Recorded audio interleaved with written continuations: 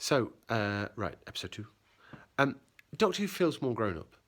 And I don't know quite why that is, because there's always been people that's died in Doctor Who and uncomfortable situations and bad things that have happened. You know, our last Doctor occasionally just slaughtered loads of aliens.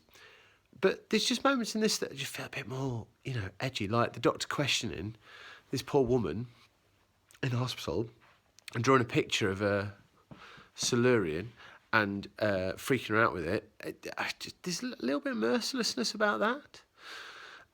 I also think the whole military setup is a bit odd. So generally the Doctor's sort of this anarchic figure that gets dropped into situations. By default now, he's dropped in alongside a measure of rigidity, even though you've got the Brigadier being this twinkly, hee, I'm the Brigadier, who's I think integral to the whole setup. Philip Sandifer, thank you very much.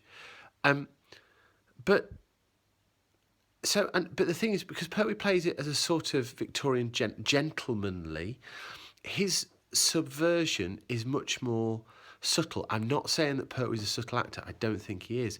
But the way that he cuts against things is almost by being more extreme than, not bureaucratically so, but just sort of this sense of principle and right and things like that. I'm starting to really like Pertwee. I've got to be honest. I do. Just moments where he's cheeky, like the bit at the start with the Major, where he sort of looks, oh yeah, it was in a museum. I like that kind of thing. That was cool.